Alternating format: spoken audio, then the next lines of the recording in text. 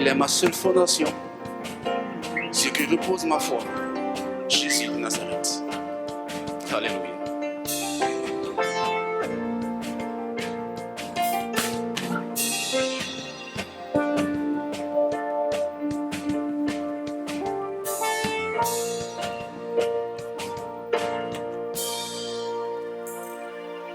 Christ est ma seule fondation, le rocher de ma vie, quand tout autour de moi est détruit.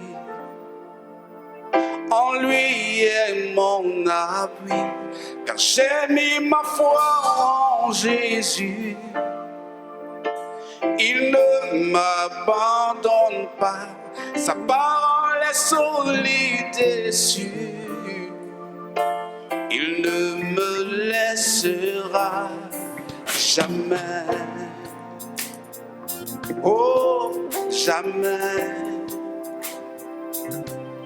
J'ai sa joie dans le chaos, j'ai sa paix qui me soutient. Je peux déposer mon fardeau, car il me tient dans sa main. J'ai bâti ma vie sur Jésus, il ne m'abandonne pas, sa parole est solide et sûre. Il ne me laissera jamais, oh, jamais. Il ne faillira jamais, il ne faillira jamais, il ne faillira, il ne faillira jamais, il ne faillira jamais, jamais, jamais.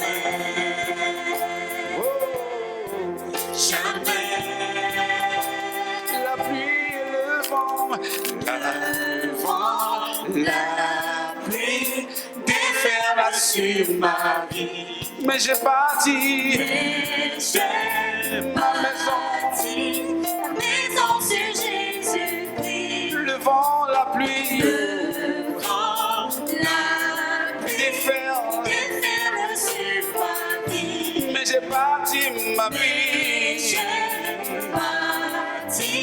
ma maison sur Jésus. Je ne tremblerai pas, j'ai fondé ma vie sur toi. Je suis fondé sur toi. Je ne tremblerai pas, j'ai bâti ma vie sur toi.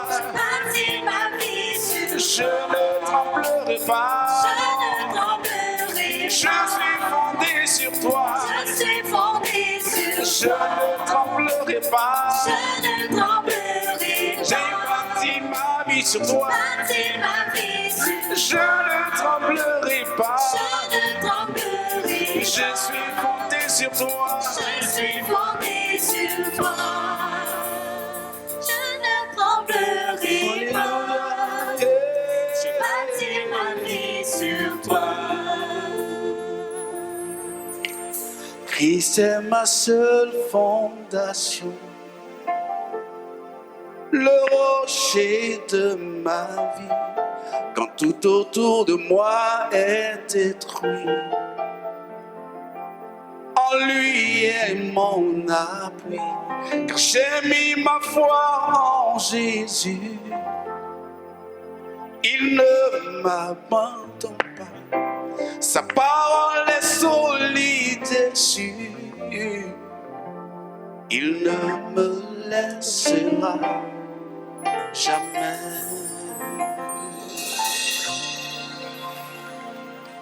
Gloire à Dieu. Que le Seigneur nous bénisse. Alors, nous allons, comme d'habitude, partager ensemble la nourriture que le Seigneur m'a donnée à moi-même. Et j'ai vu que c'était bon. Et je voulais qu'ensemble, on partage cela. Que le Seigneur nous bénisse. Alors, le titre de notre partage aujourd'hui, c'est « Humble et doux de cœur à l'image du Seigneur Jésus-Christ ». Je peux vous dire que pour formuler le titre, ça n'a pas été évident. Et je sais une chose, que le Seigneur veut me parler, veut te parler, que tu prêtes attention, de sorte que l'Esprit de Dieu puisse te faire voir ce que nos paroles, notre intelligence humaine n'arrive pas à transmettre. Humble et doux de cœur à l'image du Seigneur Jésus-Christ. Alors, ce matin, le but de ce partage, c'est que chaque membre comprenne l'importance de l'humilité comme caractère de Dieu dans sa vie et se comporte ainsi dans la maison de Dieu et en dehors. Je reprends. Que chaque membre comprenne l'importance de l'humilité comme caractère, je veux dire essentiel de Dieu dans sa vie et se comporte ainsi dans la maison de Dieu et en dehors. Le but, en fait, c'est que toi et moi, on comprenne que notre Dieu qui nous a racheté son sang, qui nous a tout donné et qui fait que nous sommes comme lui maintenant, que nous sachons qu'il est humble et que nous aussi, nous devenons humbles comme lui. Donc c'est le but. Pourquoi un tel partage? Donc le contexte et puis la justification. Je vais encore, peut-être c'est un peu dur, mais c'est bon qu'on se rappelle à chaque fois l'avertissement que Dieu nous a donné dans 2 Timothée 3, 1 à 3. Le monde est guidé par la cruauté et la rivalité pour lesquelles le Seigneur nous a déjà mis en garde. Donc pourquoi on doit se rappeler que notre Dieu qui nous a rachetés, à qui nous ressemblons, qui a changé notre statut, qui a changé notre caractère, pourquoi c'est bon qu'on se rappelle qu'il est humble et que nous nous détournons pas, voilà, ça vient, de ce caractère principal de notre Dieu. Alors, parce que nous vivons dans un monde qui ne favorise pas ça. Et le Seigneur nous a déjà mis en garde. Est-ce qu'on peut projeter le passage de 2 Timothée 3, le 1 à 3? C'est bon qu'on puisse se rappeler de temps en temps. Le Seigneur nous dit, au travers de Paul à Timothée, que sache que dans les derniers jours, il y aura des temps difficiles. Car les hommes seront égoïstes, amis de l'argent, fanfarons, hautains, blasphémateurs, rebelles à leurs parents, ingrats, irréligieux, insensibles, déloyaux, calomniateurs, intempérants, cruels, ennemis des gens de bien. Alors, ça, il y a quelques dimanches de cela, on a fait ensemble, on a passé cela en revue, et puis pour regarder si l'avertissement que le Seigneur nous donne au travers de ce passage est réel, est palpable. Est-ce qu'on vit ces temps-là? Et nous tous, on était d'accord, quand on prend chaque élément qui est cité ici, on voit que ça s'applique. Si vous vous souvenez,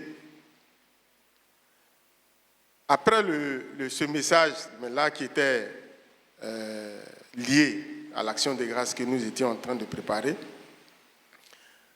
j'étais à la maison et puis je suivais le journal. Et puis, on dit au Sénégal. Au Sénégal, il y avait un Français qui était en France et qui louait des gens au Sénégal pour qu'ils puissent aller chercher des enfants garçons. Ils louent des gens pour aller chercher des enfants garçons, comme un garçon cherche une femme, mais qui précise bien la tranche d'âge. Qui a suivi ça? Merci beaucoup. Donc, on va réparer. Je pense que 90% des personnes n'ont pas suivi. Pour qu'on comprenne que ce que Dieu nous dit là, ce n'est pas d'une vie de l'esprit. Le monsieur, il a l'argent, il est en France. Il demande qu'à Dakar, il y ait des personnes, moyennant de l'argent qu'il va leur donner, qu'il aille chercher des jeunes enfants, permettez-moi l'expression, pour coucher avec eux. Garçons, pas filles. Et il faut que les enfants aient entre 11 et 13 ans. 13 ans. Il ne faut pas qu'ils vont dépasser 15 ans. Si c'est trop, il ne faut pas qu'ils vont dépasser 15 ans. C'est cruel, non? Est-ce que c'est cruel? Mais ce n'est pas fini. Ce n'est pas fini.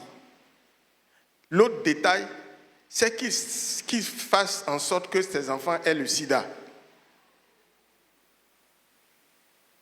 Bon, qui a suivi? Parce que ce qu'il dit là, il faut qu'il y ait des gens qui témoignent. Et regardez derrière ceux qui ont levé les mains. Donc ce que j'ai dit là, c'est pas que le frère Abdoulaye, il aime trop dire des choses. Donc il y a des gens qui confirment cela avec moi. J'étais sur ma chaise, j'étais brisé. Et c'est moyennement de l'argent. Hein. Et il doit chercher des enfants qui étaient déjà à Cruyel, mais ça ne suffisait pas. Il faut qu'il s'assure que les enfants là aient le sida.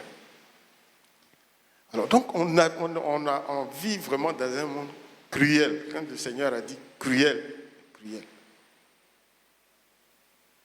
Pour le reste qu'on a vu dans 2 Timothée 3, nous savons que nous vivons cela tous les jours. Alors, et même si c'était possible, parce que l'Église de Jésus-Christ vit encore dans le monde, on ne les a pas encore enlevés. Donc, si c'était possible, ça pouvait même tenter des personnes à l'intérieur de l'Église. Je dis si c'était possible, parce que ce n'est pas possible. Le Seigneur dit, je bâtis mon Église, et les portes de séjour des morts ne prévaudront point contre elle. Mais pour que nous en soyons avertis et que nous regardons notre Seigneur Jésus-Christ. L'autre chose que la Bible, toujours dans le contexte, nous dit, n'a pas caché toutes les rivalités qui peuvent avoir, et même dans la maison de notre Dieu. Souvenons-nous que les disciples eux-mêmes faisaient palabre derrière lui, pendant que le Seigneur même était là, pour savoir qui va être premier. Quand le Seigneur va s'asseoir sur le trône, qui va être à gauche, qui va être à droite. Le Seigneur est là et puis les gars se battaient derrière. Gloire à Dieu. Donc ça aussi, c'est un élément pour comprendre que la tentation de ces rivalités-là peuvent exister, puisque le Seigneur était là quand ses enfants, ses disciples qu'il a choisis, faisaient palabre ainsi. Souvenons-nous même que les disciples, là, ils étaient en train de se plaindre, ils étaient en train de chercher qui va être premier, au point où 2 sont allés rapporter cela à leur maman. Pour leur dire, il ne faudrait pas que, après dans la distribution du gâteau, que le Seigneur nous oublie. Viens, va voir le Seigneur pour lui dire, quand il viendra, il faut que ce soit mon frère et moi qui soyons l'un à gauche et à droite. Ça, on peut le trouver dans Matthieu 20, verset 21. Matthieu 20, verset 21, on pourra l'afficher. la femme qui demande que ses 2 fils soient aux côtés du Seigneur quand il sera sur son trône. Amen. Donc ça aussi, voilà. Ça aussi, ça peut exister. Alors, mais il faut comprendre que dans la maison du Seigneur, le royaume de Dieu fonctionne avec des règles différentes. Des règles différentes. Sa façon de fonctionner, c'est différent. Les choses qui sont très importantes dans la maison de Dieu sont contraires à ces pratiques-là. Mais ce sont des règles qui peuvent sembler simples, mais indispensables pour une vie épanouie. Gloire à Dieu. Voilà. C'est-à-dire, et le passage qu'ils ont affiché tout à l'heure, c'est en fait dans la réponse à la requête. On dit que, mais qui sera grand, par exemple? Qui sera grand? Il dit non, celui qui veut être grand, là, qu'il soit comme un enfant. Parce que derrière lui, c'est comme les partis politiques, vous voyez? Le leader est là, les leaders des partis politiques, ils ont trop de problèmes. Trop de problèmes. Parce que tous ceux qui les entourent, soit pour conquérir le pouvoir, soit pour gérer le pouvoir, mais c'est un monde à part où on se bat, on dit, si tu dors, c'est pour toi qui s'en va. Donc on met les pots de bananes, on se jette les pièges, voilà. Mais voilà notre Dieu, lui, son royaume, ses enfants doivent se comporter autrement, comme lui-même il s'est comporté. Alors, quand je préparais le partage, j'ai pensé à quelqu'un. Bon, c'est malheureux, mais en même temps, comme il est public, on peut le dire. Voilà. Hein, je dis que c'est malheureux, c'est que la personne vient de décéder. C'est un des fils du premier président de la Côte d'Ivoire. Vous avez entendu parler de lui. Quand j'ai pensé à lui, j'ai dit, mais personne, en tout cas, personne dans ce pays peut dire qu'il l'a déjà vu, il l'a déjà entendu. Je crois, en dehors des gens de sa famille, souvent je me dis, mais imaginez que moi j'étais à sa place. Est-ce que vous allez pouvoir respirer ici?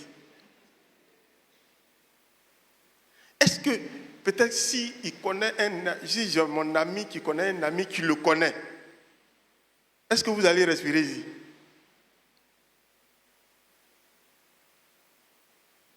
Enfin, je le dis, je ne connais pas sa vie, je prends juste ce que je vois de l'extérieur pour illustrer ce que nous sommes en train de dire. Ça n'a rien à voir de la politique, mais c'est parce que ça fait partie de notre histoire, donc on peut en parler. Toi, fils de Foué-Boigny, les jeunes qui ne l'ont pas connu ne savent pas. Quand on dit Foué-Boigny, ils ne comprennent pas.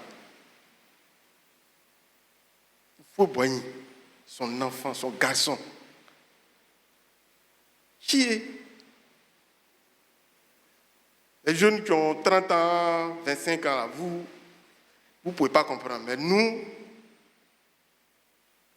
c'est ce que ça peut dire. Les parents aussi, les papas qui sont là, ils comprennent mieux encore plus que nous. Mais on ne l'a jamais entendu. On ne sait même pas qu'il existe. C'est juste qu'on vient de dire qu'il est décédé à l'âge de 88 ans. C'est tout. Donc quand je préparais, je dis, ah mais c'est vrai que le monde est comme ça, mais on dirait qu'il y a des gens qui l'ont pratiqué. Gloire à Dieu. Gloire à Dieu. Alors, donc, ici, nous revenons au thème central qui est le caractère de notre Dieu, c'est-à-dire l'humilité. Alors, c'est comme ça qu'il nous a appelés, c'est comme ça qu'il s'est présenté à nous. Ce n'est pas quelqu'un qui le dit à sa place, lui-même. Matthieu 18, verset 4. Le Seigneur lui-même se présente à nous.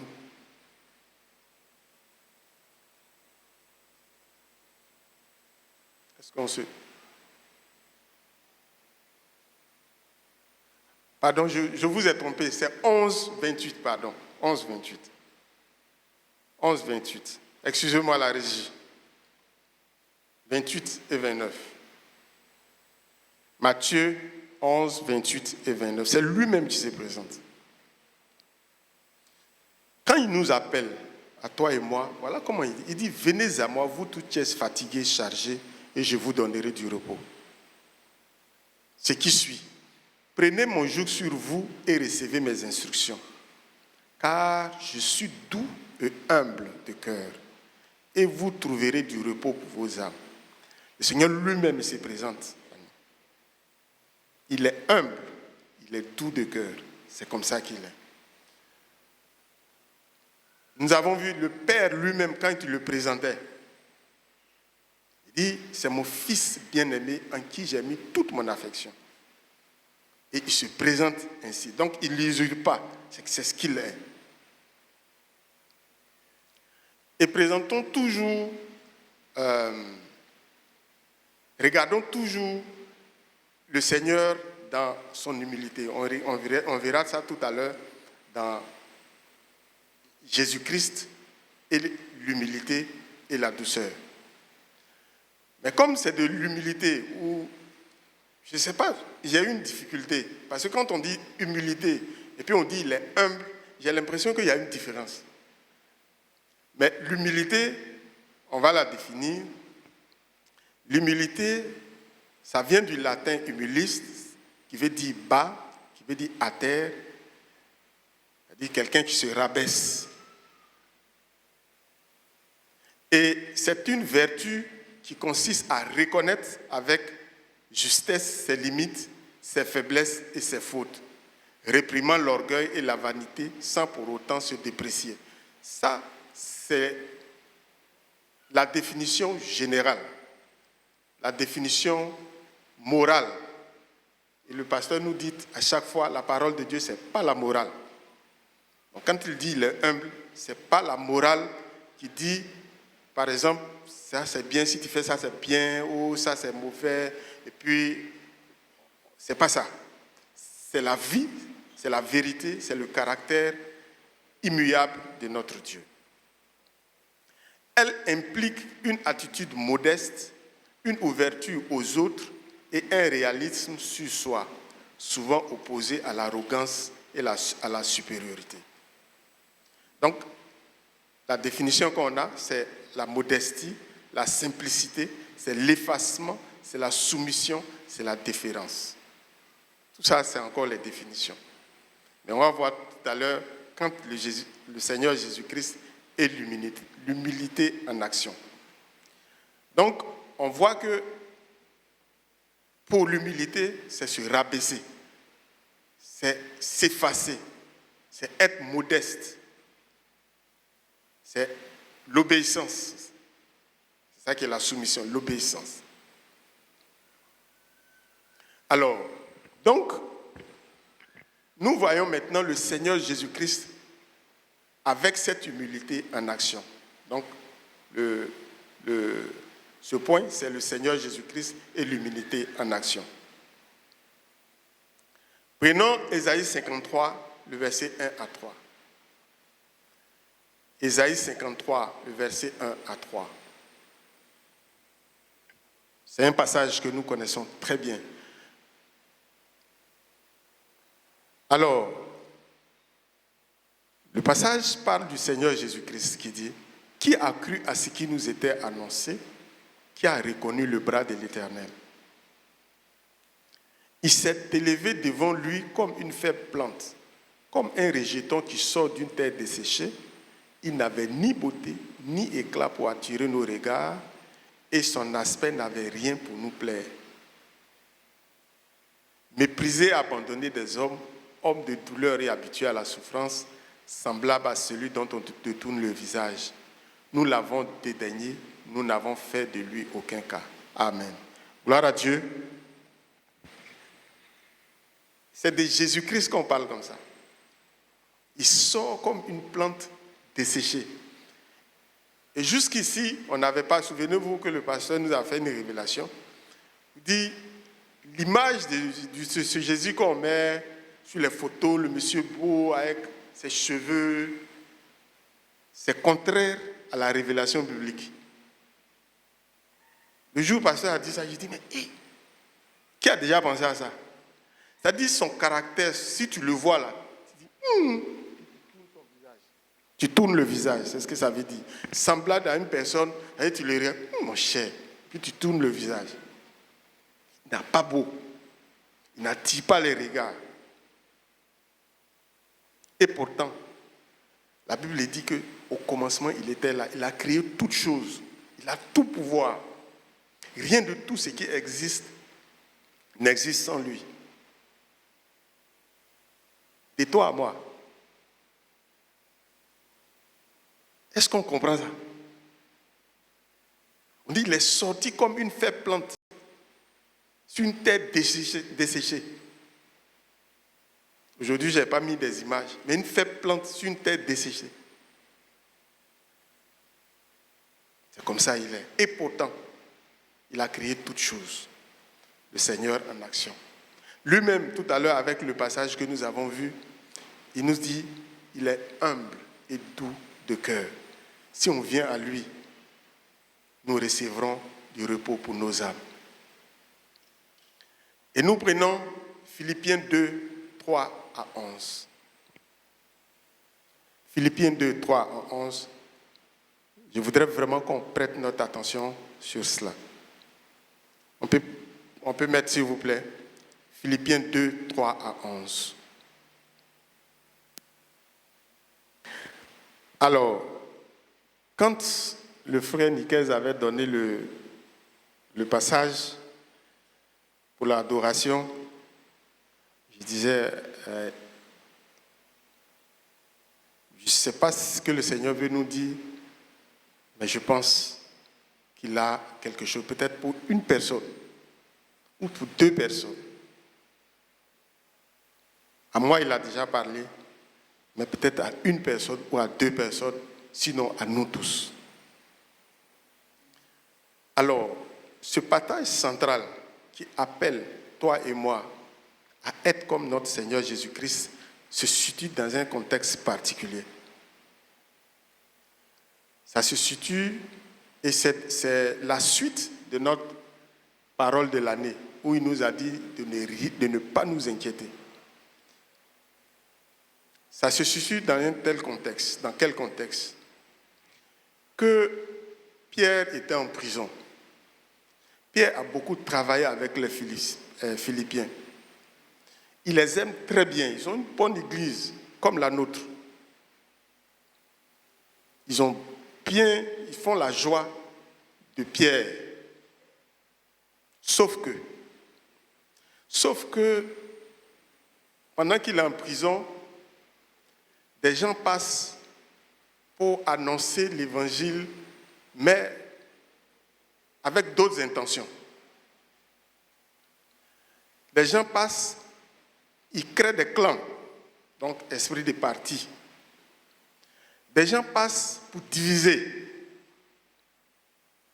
Donc, il leur écrit pour attirer leur attention sur le fait qu'ils ne doivent pas perdre de vue celui qui les a sauvés et le caractère immuable de Jésus-Christ. Quand je dis caractère immuable, c'est quelque chose qui est à lui, qu'on ne peut pas changer et ça ne change jamais. Gloire à Dieu. Voilà. Donc, c'est dans ce cadre-là que ça se situe. Donc, ça s'adresse à nous. On revient sur le passage, s'il vous plaît. Alors, donc,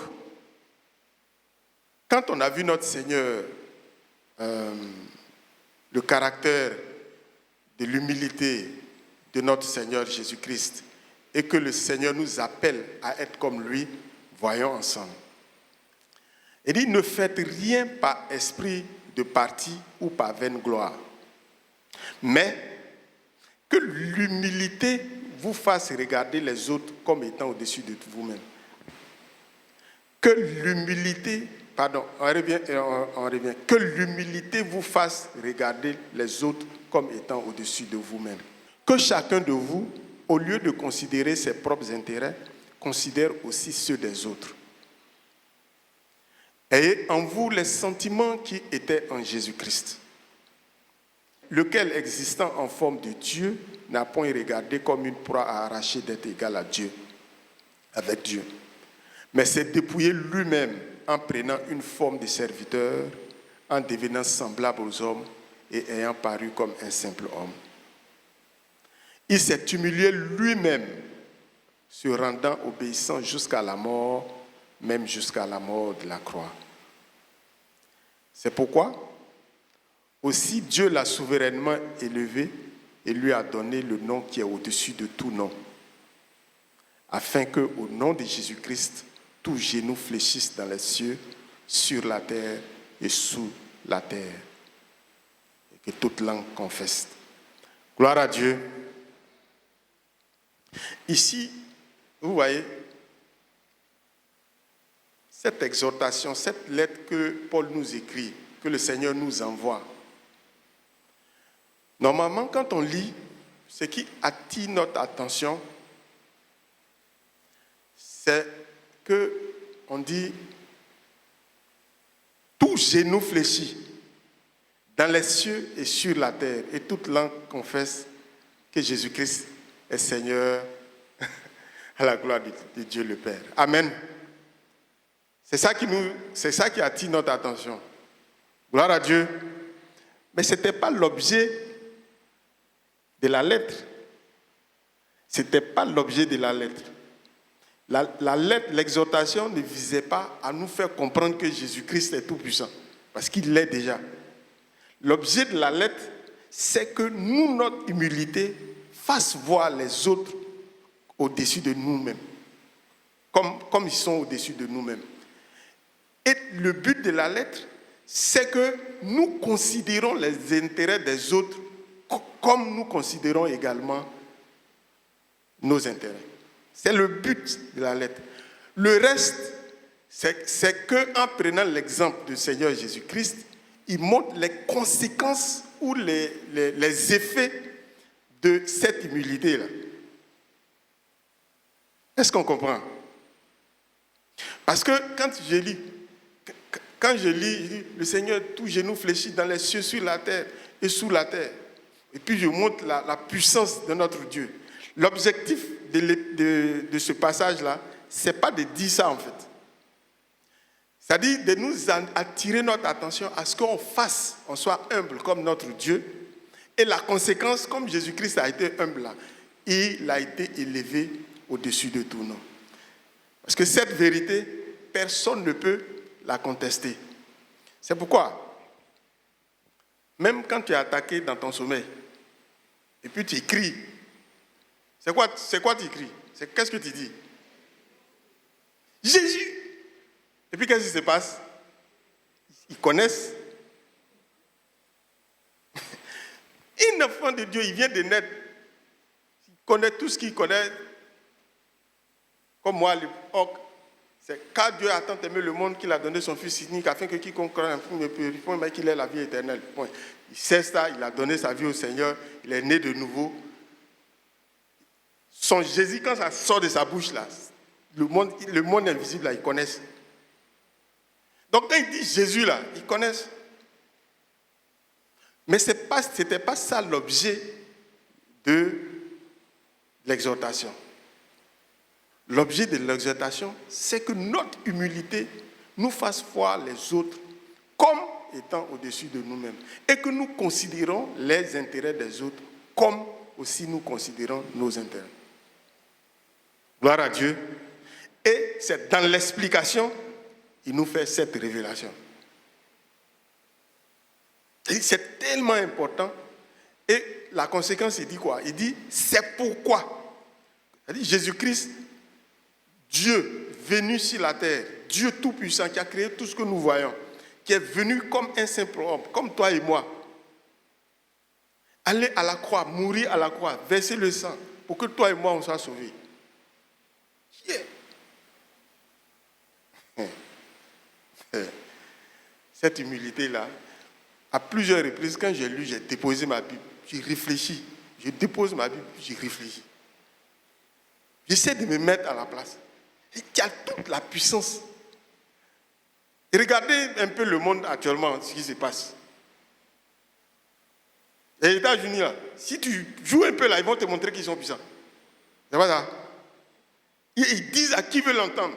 Il n'y a pas une armée qui a existé sur la terre comme notre armée. Ils peuvent venir prendre votre président en train de dormir dans sa maison pour partir. Et puis tout le monde crie, ouh, mais vraiment ils sont puissants. Non, ils sont puissants.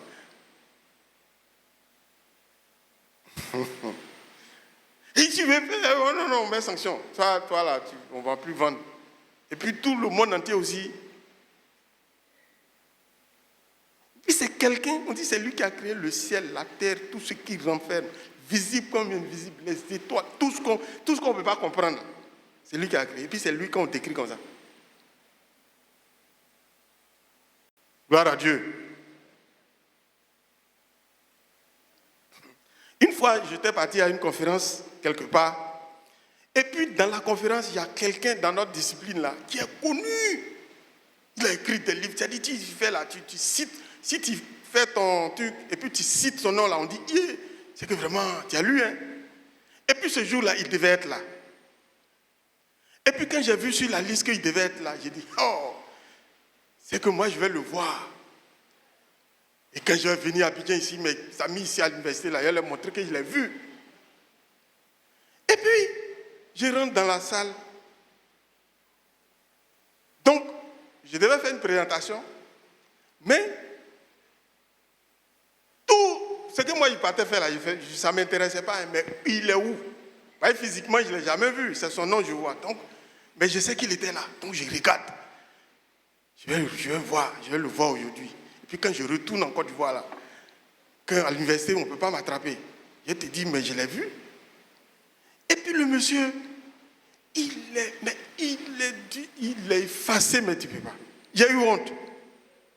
J'ai dit, bonjour professeur. D'ailleurs même, il ne veut pas que tu l'appelles professeur même. Il dit, tu dis son nom, prénom là. Et puis je suis assis à côté de lui, puis je le regarde. Et puis après, les pauses café là, je viens avec lui, je prends, et puis on échange. Et puis j'ai toute ma tête, est-ce que c'est vraiment lui? Et puis après, on revient dans la salle. Et puis on lui donne un prix. Les gens l'appellent le jury, c'était en France, à Paris. On l'appelle dans la salle. On dit vraiment pour tous ces travaux, on lui donne encore un prix.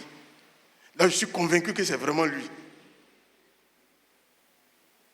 Mais j'étais rentré dans ma coquille, j'ai dit, mais le monsieur même à côté de lui, tu as allé faire m'aller à l'université là-bas. Là. Et regarde comment il est.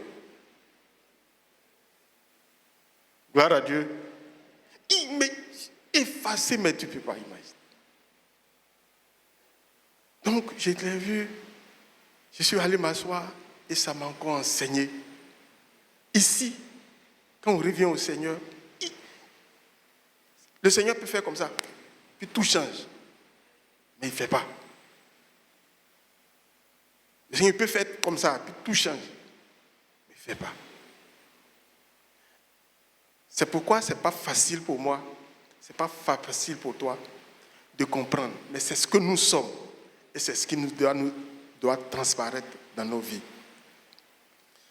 Il dit, faites que votre humilité, ça veut dire que l'humilité, là, ça y est là. Il ne faut pas faire comme les Ivoiriens, leur humilité, là. On dit, à un moment donné, c'est pause. À un moment donné, c'est désactivé, activé. Il y a des moments où on dit, Ivoirien, non, humilité, là, il faut aller te coucher un peu. On va se... Mais ici, le Seigneur nous montre que c'est notre caractère, c'est notre vie. Gloire à Dieu. Gloire à Dieu. Et souvent, c'est quand tu rencontres des gens, comme notre pasteur le dit souvent, tu rencontres des gens qui connaissent le Seigneur et puis ils ne disent pas. Et puis après, tu commences à découvrir ce qu'ils sont. Toi-même, tu es là, tu dis, ouais. Le pasteur dit souvent, il rencontre des gens qui ont leur jet privé. Leur jet privé s'élève pour le servir. Donc ce que nous disons, c'est le caractère de celui qui accepte le Seigneur Jésus-Christ. Toi et moi, pas guette privée, hein? On a quand même dit que on va aller en classe affaires.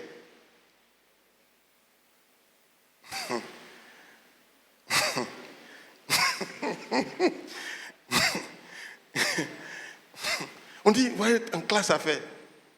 Tu as montré que on n'est pas la même chose. Et surtout que dans l'avion, pour ceux qui sont en classe affaires ou premium là, l'avion même leur montre qu'ils ne sont pas n'importe qui.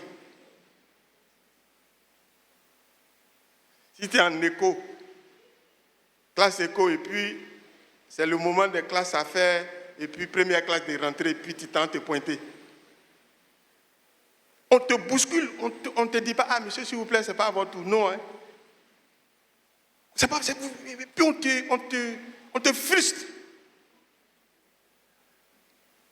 C'est la chose qui m'a choqué quand tu montes dans l'avion. C'est-à-dire que tu te trompes, dans le même avion là vous allez monter hein, pour partir.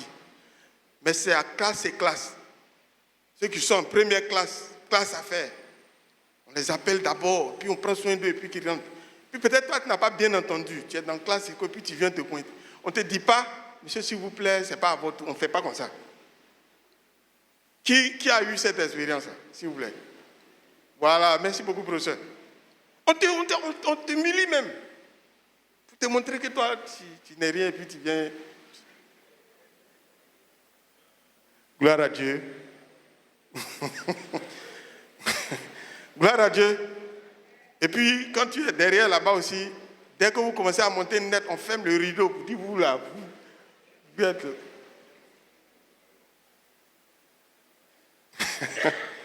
On ferme le rideau pour vous.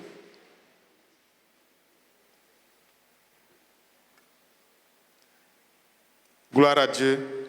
Donc, tout ça ne nous amène pas à aller à l'essentiel que nous sommes de celui qui a le caractère principal qui est l'humilité.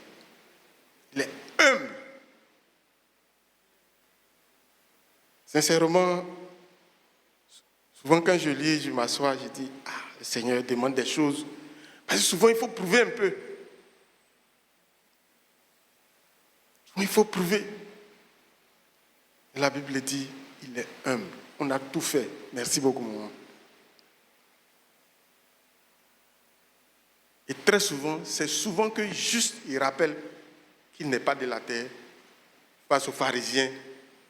Il rappelle juste un peu, mais je suis venu du ciel. Je parle et puis vous ne m'écoutez pas.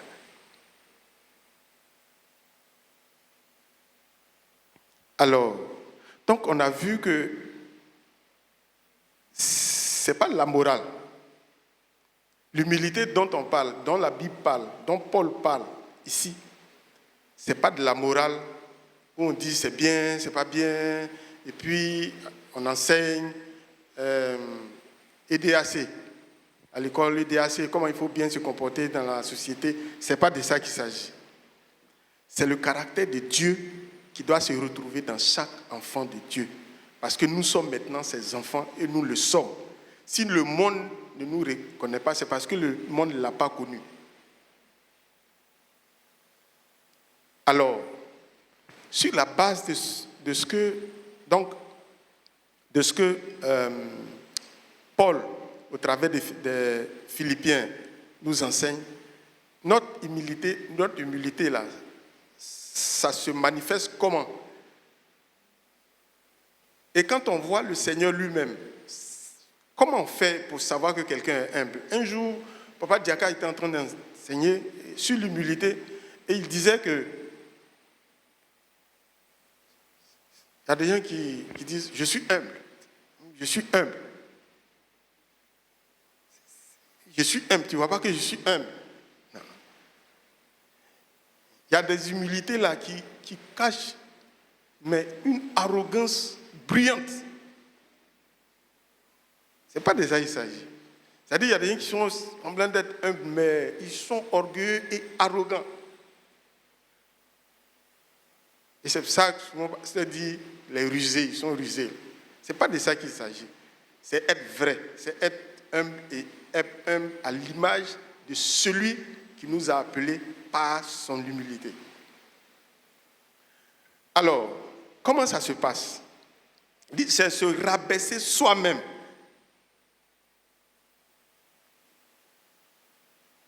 L'humilité dont on parle là. Comment on est humble? Comment on voit ça? Et comment on devient humble? C'est surtout, on prend toujours dans la parole de Dieu, c'est se rabaisser soi-même. Pourquoi c'est important? Parce qu'il y a des circonstances qui peuvent te rendre humble à la surface. Que tu veuilles ou pas, tu vas être humble. On dit il faut te faire petit pour avoir grand. C'est-à-dire, tu es dans une situation, il faut te faire petit. Sinon, ils ne vont pas te donner. Ce n'est pas de ça qu'il s'agit. C'est toi-même. C'est toi-même. Tu te rabaisses toi-même. Et le passage nous a dit, il s'est rabaissé lui-même. Il s'est dépouillé lui-même. Le Seigneur Jésus s'est dépouillé lui-même. L'autre chose, deuxième élément de notre humilité, toujours sur la base de la parole que nous avons vue dans Philippiens 2. Il dit, on ne forme pas des clans. C'est ça qui est esprit de parti. C'est-à-dire, bon, on est humble, et puis comme ça, et puis on a des clans comme ça. Voilà. C'est ça qui est esprit de parti. Et pourquoi? Vous savez, autant que nous sommes, le Seigneur nous a payés, nous tous, à la même valeur par le prix de son sang. C'est pour ça d'ailleurs qu'il le rappelle. Il nous a appelés de toute langue, de toute tribu, de toute nation et de toute condition pour en faire son peuple. Donc, afin de faire groupe là, ça ne doit pas rentrer dans notre objectif, dans notre façon de faire. Gloire à Dieu. Gloire à Dieu. C'est ça. On ne fait rien par esprit de parti. Je suis sûr qu'on ne fait pas ça ici. Je dis ça pour les autres. Nous, on ne fait pas ça ici. Troisième chose, pas par vaine gloire. Pas par vaine gloire. La troisième chose, de l'humilité, et je veux que toi et moi on comprenne, c'est ne pas regarder ce à quoi on a naturellement droit comme une proie à arracher. Ça m'a touché. Comment ne pas arracher, c'est-à-dire ce à quoi on a naturellement droit, ne pas vraiment voir ça comme une proie à arracher. Et c'est ce que le Seigneur a fait. La Bible dit qu'il n'a point regardé son égalité avec Dieu comme une proie à arracher. Mais toi et moi, on est la même chose. Toi, tu me dis d'aller là. Toi-même, là, tu ne peux pas aller aussi. Il faut aller mourir. Et puis d'ailleurs, les anges, quand le paradis, quand la Bible en parle, c'est extraordinaire. Tout est en or. Les anges adorent toute la journée. Vraiment, moi, je n'ai qu'à quitter ça pour aller sur la terre, pour aller être comme les hommes, pour aller naître dans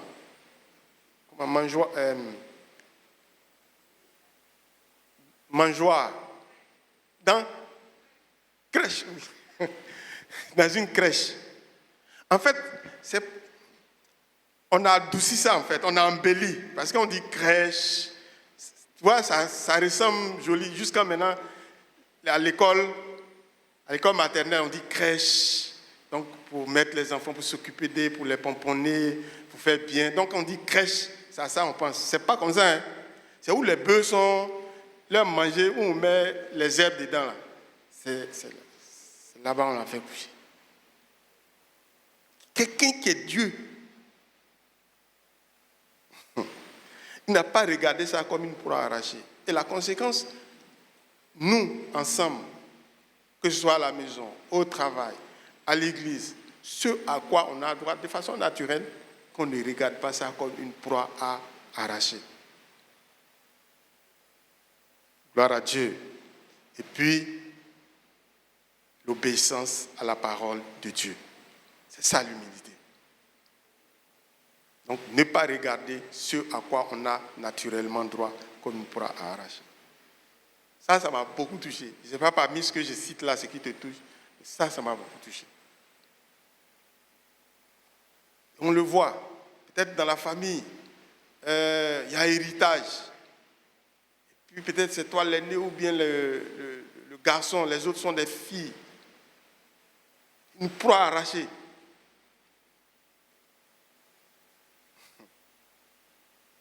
Une proie arrachée. Naturellement, c'est toi, tu as droit à ça. L'humilité fait que tu ne fais pas ça. C'est-à-dire, en temps normal, si tu fais ça, tout le monde va dire tu as raison. C'est ça. C'est ça. Parce que si le Seigneur avait refusé, il avait raison, vous êtes trois, vous êtes même chose. Peut-être tu vas me dire, moi, il ne peut pas aller sauver des gens qui sont ingrats, égoïstes, pécheurs, tout ça. Il faut situer ça dans ce contexte. Et puis maintenant, la Bible dit qu'il s'est laissé, s'est rendu obéissant. Obéissant jusqu'à la mort. Et même jusqu'à la mort de la croix. Le pasteur nous a expliqué ici que c'est la pudeur qui fait que le Seigneur sur la croix, on met un ruban autour de lui. Mais sinon, c'était naked. C'est-à-dire, il était nu de nu. Dieu, il était rendu obéissant jusqu'à ce stade. Alors, qu'est-ce que nous devons faire? Quel est son champ d'application? On a vu ensemble que notre Seigneur, il est humble et on nous demande d'être comme lui. Cette humilité-là, fasse qu'on fasse des choses sur cette base de l'humilité. Alors, il y a plusieurs champs d'application. J'ai dit au début qu'on le sache, son importance, pour pouvoir l'appliquer dans la maison de Dieu et en dehors. C'est à la maison. Il ne faut pas être humble à l'église et puis à la maison, tu as autre chose. Au travail, au travail, au travail, au travail. L'environnement que j'ai présenté dès le début, c'est comme ça au travail. Surtout dans le privé. Surtout dans le privé. En le public, ça existe, mais c'est plus prononcé au privé. Esprit de rivalité.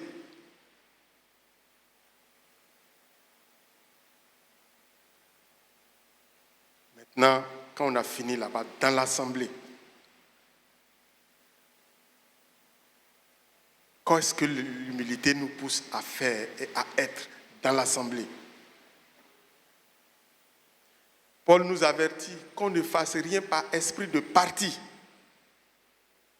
par esprit de clan, par l'esprit de division. C'est à moi qu'il a dit ça premièrement. C'est à moi qu'il a dit ça premièrement. Donc, je ne fais que partager ce qu'il m'a dit pour qu'ensemble on comprenne. Paul me dit à moi, à tout, il ne faut rien faire par esprit de parti. Il ne faut pas aller créer des clans dans l'église là. Moi, j'ai compris ça.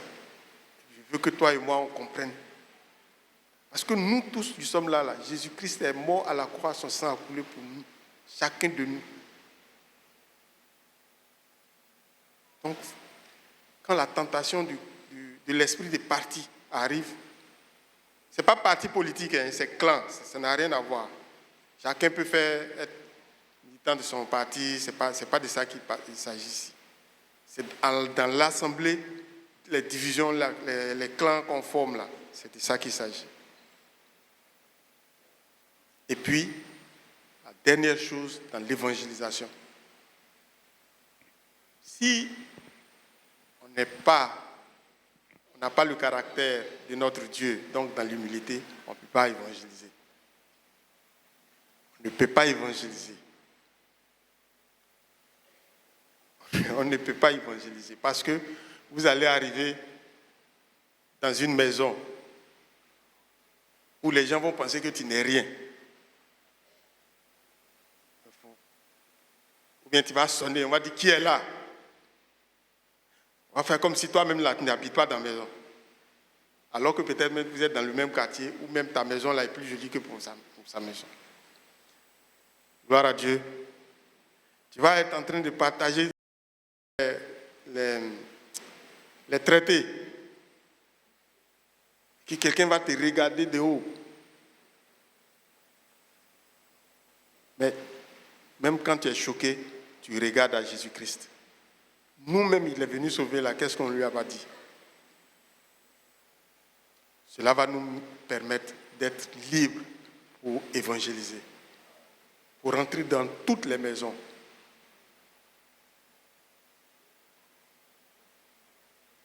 Je me souviens, une année, quand j'étais venu à la cité, on faisait cours à domicile. Donc, on dit, en ce moment-là, les trucs là, c'était plus facile comme ça. On fait des prospectus, puis on va mettre dans les maisons. Donc, j'étais à la cité Port-Bouille 3. Et puis, je suis allé à Biétry. Je suis rentré sur les Yassés, avec mon truc. Et puis, le responsable de la maison, parce que quand tu rentres, il y a la résidence, et puis maintenant, il y a le service de la maison qui est dans une pièce où tu te reçois, vous demandez qu'est-ce que...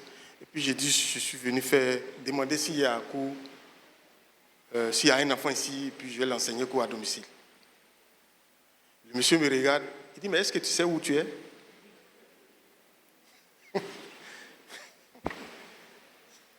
C'est la question qu'il m'a demandé. Il dit, mais est-ce que tu sais où tu es? Les gardes républicains, là, ils m'ont laissé. À eux, j'ai expliqué. J'ai demandé, monsieur, il dit, tu es venu faire quoi? Il dit, non, je suis venu voir s'il y a un enfant. Là, je vais l'enseigner parce que je suis étudiant. Il dit, bon, il faut aller devant là-bas, là, tu vas aller voir. Donc, je suis allé. Maintenant, je ne sais pas comment on les appelle en bon français. Majordome. C'est tout un service, hein, ils sont... Et puis, le responsable même. Il dit, oui, tu veux quoi? Il dit, non, je suis étudiant, je peux enseigner les enfants, cours à domicile. Donc, je suis venu voir s'il y a un enfant ici qui peut... Il me dit, mais tu sais où tu es? Donc, quand tu vas à l'évangile, on va te demander, tu sais où tu es là? Et puis je lui ai dit, mais bon, il n'a pas pu répondre à la question. Ce que je sais, c'est que moi, je peux enseigner à un enfant. Et je suis venu, s'il y a un enfant ici...